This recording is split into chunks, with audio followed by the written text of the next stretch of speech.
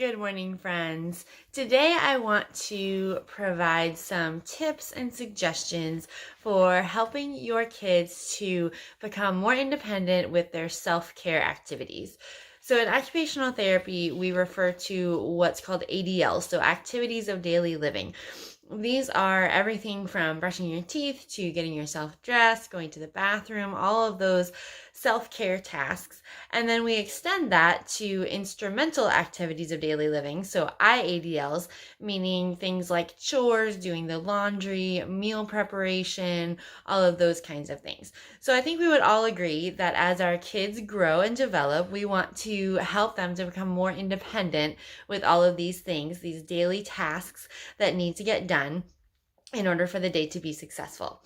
So I work with a lot of kids in occupational therapy that are struggling with any number of these self-care activities and routines. And there are some just some ideas or some ways and strategies that we can help them to become more successful. Now, there are a lot of reasons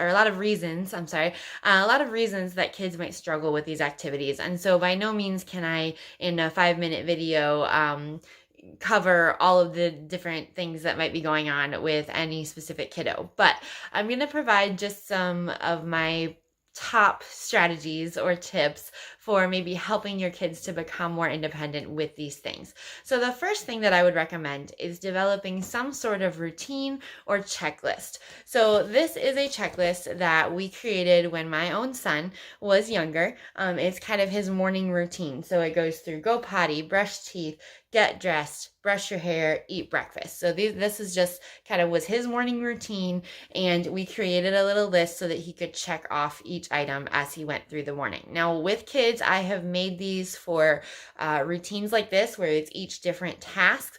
I've also made one of these specifically for brushing teeth, which broke down the task of brushing teeth into everything from, get the toothbrush wet, put toothpaste on toothbrush, brush top teeth, brush bottom teeth. I mean, you can break these things down as much as you want or as much as you think your kids might need. So I would highly recommend, if your kids is struggling with some of these routines, I mean, it is a lot to think about. It's a lot to keep track of. And so maybe something like this might help so that your kid can kind of get used to just checking those things off and going through the list and keeping things in order. And eventually they'll kind of learn to internalize that and go through it without needing the checklist right there with them. So that would be my first tip. So, excuse me, a lot of times I will sit down with kids, just go on Google Images and find different pictures that maybe they prefer or that they like for each part of the process, each step, and then we kind of pop those pictures into a Word document. We make a little box for them to check off, and you can laminate it or stick it in a plastic sheet and use it that way so they can check it off each day. The second recommendation I would have is just to make sure that you're keeping things and all the materials involved in these routines. I would make sure that they stay as organized as possible. Make sure that everything is in the same spot each morning that you're asking your kid to go through these routines. So if every day your kid is having trouble putting their shoes on, if they can guarantee that they're going to find their shoes in the same spot every morning, that's just going to help them to be more successful. So it takes out that extra step of having to find their shoes before they figure out how to then put them on, right? So it's an extra step. So if we can keep things in the same spot, on the sink, keep the toothpaste in the same spot, the toothbrush in the same spot, the hairbrush in the same spot, all of those different things are just going to help your kids to be more successful as well.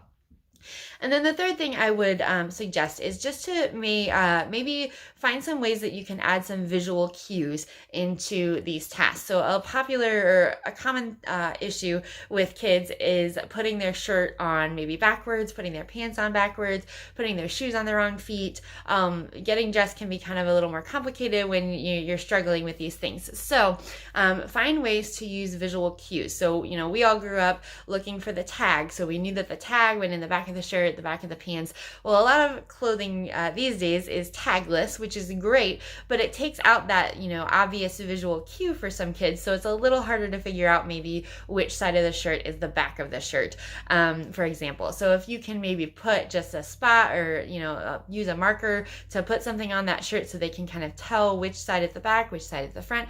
Same thing with pants or shorts. Another one of my favorite tricks or hacks for helping kids to put shoes on the right feet is to use a sticker. So I'm using sandals here so you can see it a little easier. But if you can see, I have taken a sticker and I have cut it in half. And so I've put half of the sticker on one sandal and half on the other. And so the kiddo can then put those sandals together, and when the sticker matches up, they know that they have the shoes on the right side, and then they can go ahead and put those shoes on the right feet. So that's just one of my favorite little tricks to do, and kids love it because you can kind of put a little sticker inside their shoes and it's fun and exciting. If you also, if you have character shoes, a lot of shoes now have like characters from your kids' favorite cartoons or anything on the sides of the shoe. Usually those are on the outside of the shoe. So if you have tennis shoes and you can kind of cue your kiddos to understand that, the pups from Paw Patrol go on the outside of the shoe, that will help them to learn which shoe to put on which foot. So those are just kind of my top tips for today. I hope this helps. Again, I can't cover everything in just 5 minutes. So if you have any specific questions or specific things that maybe your kids are struggling with and you'd love some suggestions, I would be happy to help. Leave some questions in the comments, or maybe some suggestions or ideas that you've come up with to help your kids be more independent with these things. And I will plan on talking to you again tomorrow. So I hope you all have a great day, and we'll talk to you soon. Bye.